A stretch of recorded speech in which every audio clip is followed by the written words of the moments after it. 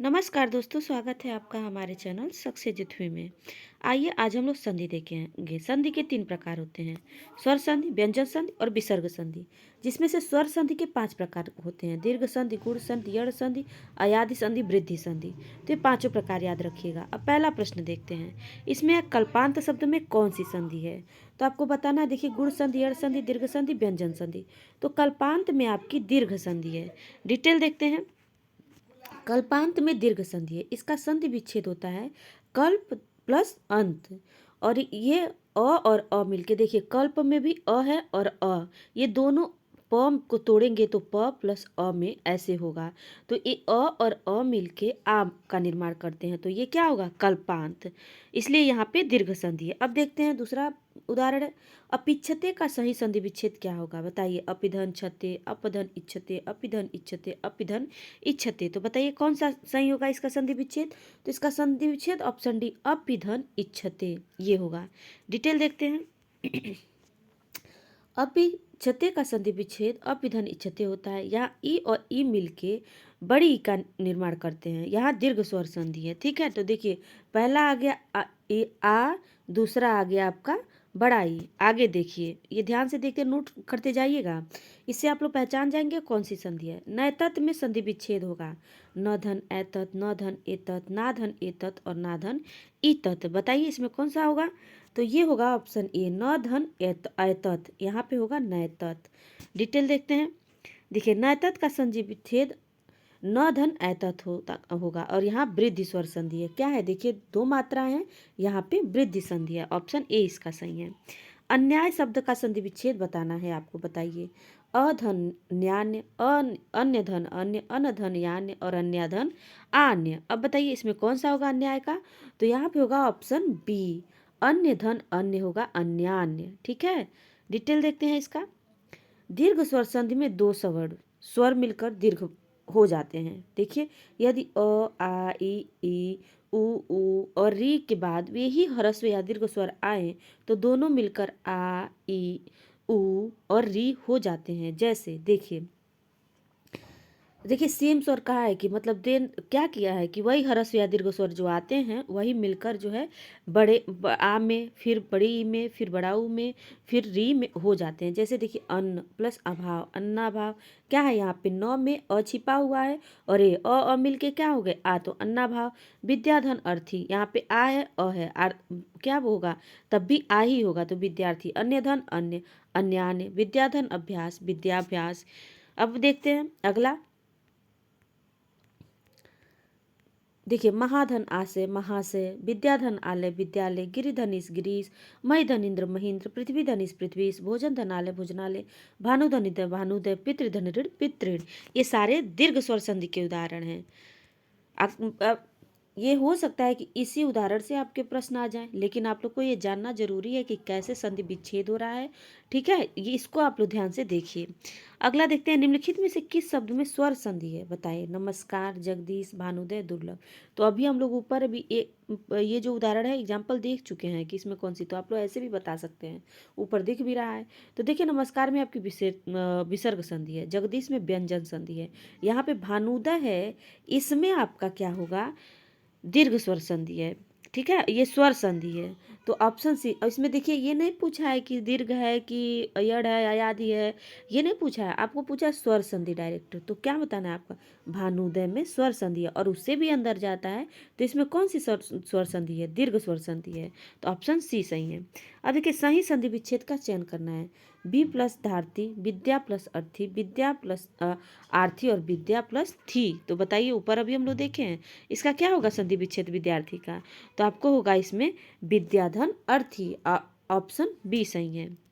अगला देखते हैं, विद्यालय का संधि विच्छेद क्या होगा? विद्याधनालय, विद्याधनालय, विद्याधन ओलय, विद्याधनालय। तो क्या होगा? विद्याधन आलय। ऑप्शन ए सही है। विद्याभ्यास का संधि विच्छेद क्या होगा? वो भी हम लोग देखें। विद्याधन अभ्यास, विद्याधन अभ्यास, विद्याधन अभ्यास और विद्याधन भ्यास। तो क्या होगा इसका? विद्याधन अभ्यास। ऑप्शन सी सही है। अगला देखते हैं, व्याप्त में संधि विच्छेद बताना है आपका। क्या होगा? देखिए, इसका होता है बी धन आप। इसका संधि विच्छेद होगा। तो देखिए गुण संधि, दीर्घ संधि, यड़ संधि या याद संधि। तो इसमें क्या होगा व्याप्त में? व्याप्त में है आपका यड़ संधि, ऑप्शन सी सही है। यड़ स्वर संधि में यदि ई सॉरी उ और री के बाद कोई भिन्न स्वर आए तो ई तथा ई का य हो जाता है। देखिए ई प्लस बड़ी मिलके य हो जाता है, हाँ। और उ और बड़ा उ का व हो जाता है और री का र हो जाता है। जैसे प्रतिधन अंतर, प्रत्यंतर, प्रतिधन अभिज्ञ, प्रत्यभिज्ञ, त्रिधन अक्षर, त्रय अक्षर आदि। इसका अन्य फैक्ट देखते हैं कि यड़ स्वर संधि के कुछ महत्वपूर्ण उदाहरण इस प्रकार हैं। ई प्लस अ मिलके य बनते हैं। ये बहुत जरूरी है, ये अगर आप लोग याद रखेंगे तो आप लोग के लिए संधि बहुत आसान हो जाएगा। चलिए इसके और उदाहरण देखिए, दिया है यड़ संधि के। गति धन अवरोध, गत्यरोध, और एक मैट्रिक भी बता सकती हूँ। मैक्सिमम जो यड़ संधि में होता है वहाँ पे य तो आता ही है। तो देखिए यहाँ पे यद्यपि इसमें भी यह छुपा हुआ है, इसमें भी, इस ट्रिक से भी आप लोग अगर आता है, लेकिन हाँ तब भी आप लोग ये इसको क्या बोलते हैं उसको निकालना आप लोग जान लीजिए कि कैसे जो है बनता है यड़ संधि। ये जानना भी जरूरी है, इसका जो रूल है। और उसके साथ आप लोग एक ट्रिक भी, मानिए नहीं आ रहा है आपको तो आप इस ट्रिक को भी याद रख सकते हैं। यह आता ही है मैक्सिमम जगहों पे यड़ संधि में, तो इससे भी देखिए। चलिए उदाहरण देख लेते हैं। यदि धन अपि यद्य, प्रतिधन अंत अत्यंत, अधिधन। हो सकता है कि इसमें इतने सारे ये उदाहरण हैं, आप लोग खुद से पढ़ लीजिएगा। ये सारे उदाहरण जो हैं इसी में से प्रश्न आने के पूरे संभावना हो सकता है इसी उदाहरण में से सेम उदाहरण आ जाए, तो इसको याद रखिएगा। देखिए यहाँ पे या से दिया है कि या से कैसे परिवर्तन होता है, फिर यू से देखिए वी से वी वे वो, ये सब का दिया हुआ है, तो इसको आप लोग पढ़ लीजिएगा। अगला प्रश्न देखते हैं, प्रतिधन आरोपण। इसमें बताइए प्रत्यारोपण, प्रतिरोपण, प्रत्यारोपण, प्रत्यारोपण है। तो बताइए इसमें क्या होगा? प्रत्यारोपण होगा, ऑप्शन सी सही है। इसमें भी यड़ संधि है। यद्यप का संधि विच्छेद बताइए। यदि धन अपि, यद्यप धन पि, यदि धन अपि, यधन अपि। तो क्या होगा? यदि धन अपि, यद्यपि। इसमें भी क्या है? यड़ संधि है। अत्यावश्यक से संधि विच्छेद बताइए। अति धन आवश्यक, अत्यधन आवश्यक, अत्याधन आवश्यक और अत्यधन आवश्यक। तो क्या होगा? अति धन आवश्यक, ऑप्शन ए सही है। इसमें भी यड़ संधि है। देखिए सेम प्रश्न है। अत्यावश्यक का संधि विच्छेद क्या होगा? अति धन आवश्यक। इत्यादि का शब्द का सही संधि विच्छेद क्या होगा? इति धन आदि, इत्य धन आदि, इति धन यादि और इत धन आदि। तो बताइए इत्यादि का क्या होगा? इसमें इति धन आदि, ऑप्शन ए ही सही है। और इसमें भी यड़ संधि है। इत्यादि का देखिए इति धन आदि, तो ऑप्शन डी सही है। इसमें भी यड़ संधि है। प्रत्यक्ष में संधि विच्छेद देखिए गुण, दीर्घ और कहाँ गया? अयाद यड़। तो क्या होगा? यहाँ पे यड़ संधि होगा। प्रत्यक्ष में यड़ संधि है, ऑप्शन डी सही है। प्रत्येक में प्रतिधन एक, इसमें क्या होगा? इसमें भी यड़ संधि है और ये प्रतिधन एक होगा। अन्वेषण का संधि विच्छेद बताना है आपको। अन्वेषण धन, अन्वेष धनड़, अन्वे धनसड़, अनुधन वेसड़ा और अनुधन एसड़। तो इसका ऑप्शन डी सही है, अनुधन एसड़। अन्वय शब्द का संधि विच्छेद बताना। यदि देखिए सारे यड़ संधि के उदाहरण हैं तो आप लोग इसको एकदम ध्यान रखिएगा। अनुधन वय, अनुधन अय, अनुधन अय और अनिधन वय। तो क्या होगा अन्वय का? अनुधन वय, ऑप्शन ए सही है। अगला देखते हैं। अनविच्छा का संधि विच्छेद। अनुधन विच्छा, अनुधन विच्छा, अनुधन इच्छा और अनवधन इच्छा। इसमें आपका होगा ऑप्शन सी, अनुधन इच्छा। ठीक है। अगला देखते हैं। ये स्वस्त्यस्तु का संधि विच्छेद बताना है आपको। स्वस्ति धन अस्ति, स्वधन अस्त्यस्तु, स्वस्थ्य धन अस्तु, स्वधन सत्य अस्तु। तो इसका ऑप्शन आपका ए सही है, स्वस्थ धन अस्तु। ठीक है। अगला देखते हैं।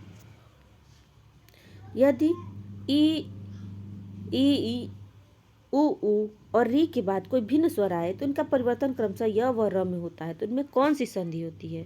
तो बताइए इसमें यड़ संधि होती है। जब ये जो परिवर्तन य व र में कर देते हैं तो यहाँ पे यड़ संधि होता है, ऑप्शन बी सही है। किस संधि में स्वरों का परिवर्तन य र ल में होता है?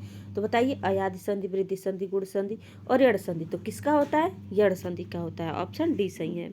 प्रत्येक शब्द में कौन सी स्वर संधि है? तो बताइए इसमें यड़ स्वर संधि है, प्रतिधन एक। अब देखिए इनमें से किस शब्द में यड़ संधि है? तो बताना आपको। दंतोष्ठ, वसंतुक्त, दिव्यागम, मधुन्मत। अभी मैंने ऊपर इतना आसान ट्रिक बता दिया, आप लोग वैसे ही बता सकते हैं कि इसमें यड़ संधि का कौन सा उदाहरण है। तो वो है दिव्यागम, ऑप्शन सी सही है। दिव्यागम का संधि विच्छेद देवी धन आगम, यह यड़ संधि है। यहाँ ई और आ मिलकर या हो जाता है। अगला देखते हैं सुधन आगतम में कौन सी संधि है? गुण संधि, अयादि संधि, वृद्धि संधि, यड़ संधि। तो बताइए सुधन आगतम में कौन सी संधि है? स्वागतम में, इसमें भी यड़ संधि है। ऑप्शन डी सही है।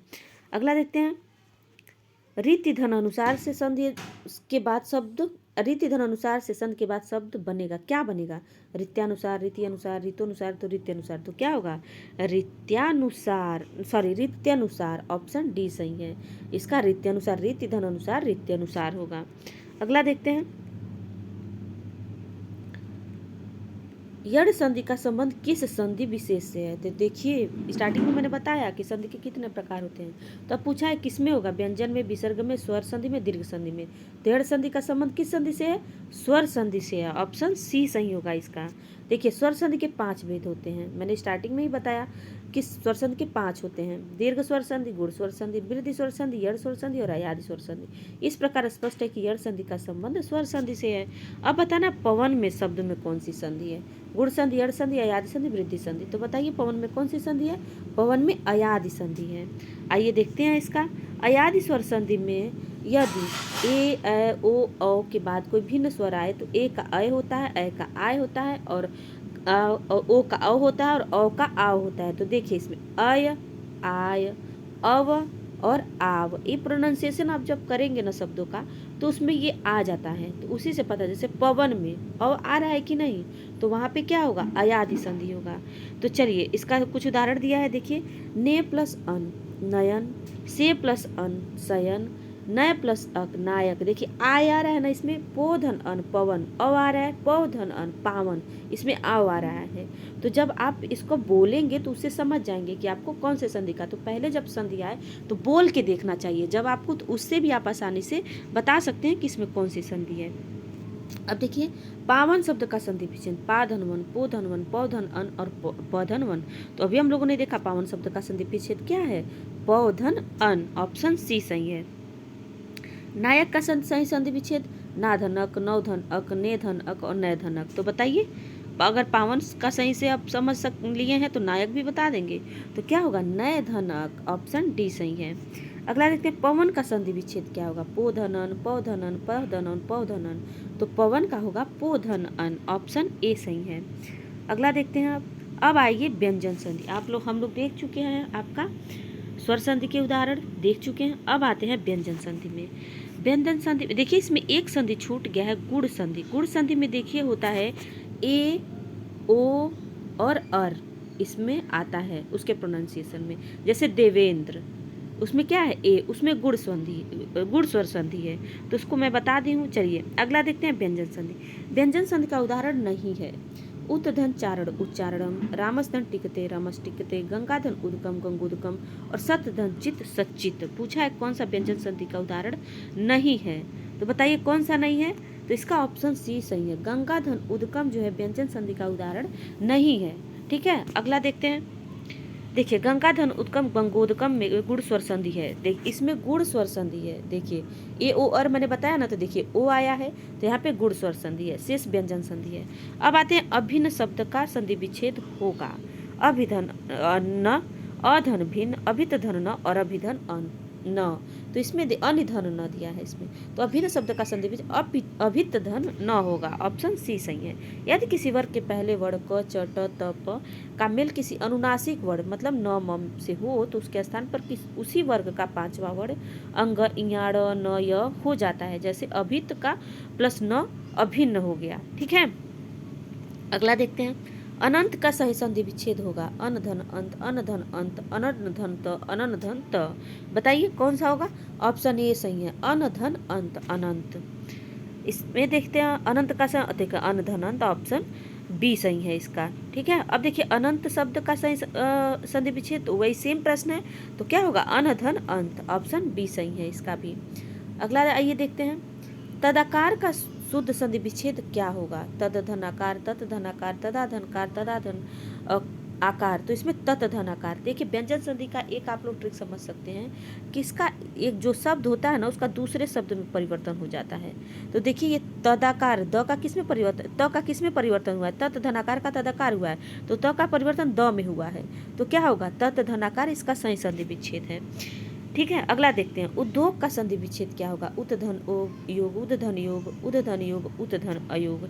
तो क्या होगा इसका, ऑप्शन ए सही है, उत धन योग जो है उद्योग होगा। ठीक है, अब देखिए व्यंजन से स्वर अथवा व्यंजन के मेल से उत्पन्न विकार को व्यंजन संधि कहते हैं। यदि क च ट त प के बाद किसी वर्ग का तृतीय या चतुर्थ वर्ण आए या य र ल व आए तो स्वर कोई या तो कोई स्वर आए तो क च ट त प के स्थान पर अपने ही वर्ग का तीसरा वर्ण हो जाता है। जैसे क ख ग, तो क का ग में परिवर्तन होगा, क्या होगा, तीसरा वर्ण। जैसे दिक् धन गज, तो क्या हुआ, क का किस में परिवर्तन हुआ है, ग, दिग्गज में, दिग्गज में।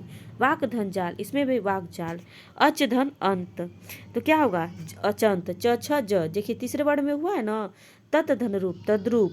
जगत धन ईश, जगदीश। उत धन योग, उद्योग। सट धन दर्शन, सट दर्शन। ऋक धन वेद, ऋग्वेद। ये सारे व्यंजन स्वर संधि के उदाहरण हैं, सॉरी व्यंजन संधि के उदाहरण हैं। अब व्यंजन संधि के नियम के अनुसार यदि देखिए क च ट त प जो वर्ग होते हैं के बाद न या म आए तो क च ट त प अपने वर्ग के पंचम वर्ग में बदल जाते हैं। देखिए इनके अगर इनके बाद न या म आते हैं तो ये पंचम वर्ग में बदलते हैं। जैसे जगत धन नाथ, तो क्या होगा, जगन्नाथ। उत धन नति, उन्नति। यदि म के बाद कोई स्पर्श व्यंजन आए तो म का जो अनुस्वार या बाद वाले वर्ग के वर्ग का पंचम वर्ण हो जाता है। जैसे सम धन गम, संगम। पम धन चम, पंचम। किम धन चित, किंचित। सम धन सार, संसार। गम धन गा, गंगा। यदि त या द के बाद ज अथवा झ हो तो त या द के स्थान पर ज हो जाता है। जैसे उत धन ज्वल, उज्ज्वल। सत धन जन, उज्ज्वल तो कई बार शुद्धि वर्तनी शुद्धि में भी आता है, तो ध्यान रखिएगा। सत धन जन, सज्जन। विपत जन जाल, विपज्जाल। अगला देखते हैं, यदि त या द के बाद ल हो तो देखिए व्यंजन संधि एक इतने ही डिटेल में आप पूरे अच्छे से समझ सकते हैं। यदि त या द के बाद ल हो तो त या द के स्थान पर क्या आएगा, ये ल, आधा ल आएगा, हो जाता। जैसे उत धन लास, तो क्या होगा, उल्लास। तत धन लीन, तल्लीन। उत धन लंघन, उल्लंघन। यदि त द के बाद स हो तो त या द का च और स का छ हो जाता है। जैसे उत धन श्वास, उच्छ्वास। उत धन श्रृंखल, उच्च श्रृंखल। और उत धन शिष्ट, उच्छिष्ट। देखिए अब अगला देखते हैं, यदि द के पहले कोई स्वर हो तो छ के स्थान पर छ हो जाता है। और जैसे विच्छेद, विच्छेद। छेद परिधन छेद, परिच्छेद। आधन छादन, आच्छादन। ठीक है, अगला देखते हैं, ऋग्वेद का सही संधि विच्छेद क्या होगा। तो बताइए, ऋगधन वेद, ऋगधन वेद। यहाँ पे देखिए जब नीचे हलंत लग जाता है किसी अक्षर के तो आधा माना जाता है। ऋक धन वेद और री धन वेद, तो इसमें ऑप्शन सी सही है, ऋक धन वेद होगा। ठीक है, अगला देखते हैं, दिक धन गज, तो क्या होगा, दिग्गज। ऑप्शन बी सही है, डिटेल हम लोग देखेंगे ऊपर। तल्लीन का क्या होगा, तत् धन लीन, तो ऑप्शन डी सही है। अब देखते हैं जगन्नाथ का क्या होगा। जगन्नाथ शब्द में संधि विच्छेद पूछा है, स्वर संधि, विसर्ग संधि, व्यंजन संधि और इनमें से कोई नहीं, तो बताइए ये होगा आपका व्यंजन संधि। ऑप्शन सी सही है। जगन्नाथ में कौन सी संधि है, तो क्या होगा, व्यंजन संधि होगा। ऑप्शन डी सही है। उज्ज्वल के 4 संधि विच्छेद दिए गए हैं, सही का चयन बताना है, तो बताइए उज धन ज्वल, उत धन ज्वल, उद धन ज्वल और उत धन जल। तो बताइए उज्ज्वल का क्या होगा, क्या होगा, बी होगा, उत धन ज्वल, उज्ज्वल। अगला देखते हैं,